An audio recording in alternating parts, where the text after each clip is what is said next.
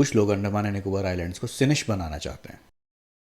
10 अगस्त को Andaman and Nicobar islands के department of information and technology ने एक लेटर निकाला।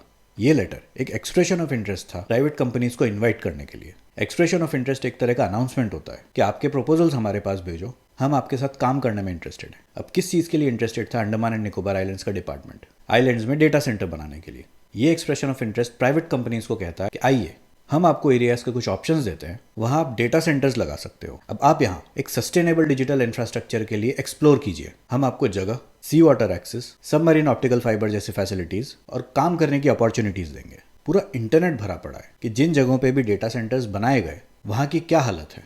अब ऐसा ही कुछ पोर्चुगल में एक डेटा सेंटर ने किया। वो भी ओशियनिक वाटर को यूज करता है अपने डेटा सेंटर को ठंडा रखने के लिए, क्योंकि सबको पता है कि डेटा सेंटर्स में काफी कंप्यूटिंग और प्रोसेसिंग होती है जिससे काफी हीट जनरेट होती है। उस हीट को ठंडा करने के लिए पानी का यूज किया जाता है। पोर्चुगल में इस डेटा सेंटर ने खुद को सस्टेनेबल बताया और zero fresh water usage start किया। ठंडा रखने के लिए ये ओशन से पानी लेता है और जब वो पानी डेटा सेंटर की हीट को अब्सॉर्ब करके गर्म हो जाता है तो उसे वापस से ओशन में रिलीज कर दिया जाता है। अब रिलीज किए हुए इस पानी का टेम्परेचर आसपास के पानी के टेम्परेचर से 1 डिग्री सेंटीग्रेड ज्यादा होता है। अभी तो इस डेटा सेंटर को ज्यादा समय नहीं हुआ, बट धीरे धीरे ये वहाँ की एक्वाटिक बायोडाइवर्सिटी को डिस्टर्ब करने लगेगा, वहाँ के ओशियन का टेम्परेचर बढ़ा के। वो पोर्चुगल का सिनेश है, ये इंडिया के अंडमान एंड निकोबार आइलैंड्स। अगर यहाँ डेटा सेंटर एस्टेब्लिश होता है तो वो भी अंडमान सी से पानी यूज करेंगे, तो पानी तो ये भी गर्म होगा। अंडमान सी की एक्वाटिक बायोडाइवर्सिटी बहुत हेल्दी है, एकदम अनटच्ड, अनपोल्यूटेड। अब जब डेटा सेंटर से निकलने वाला गर्म पानी समुद्र में मिक्स होगा तो वहाँ की फिशेस, टर्टल्स और बाकी सारी एक्वाटिक स्पीसीज के ऊपर कुछ नेगेटिव इंपैक्ट नहीं पड़ेगा।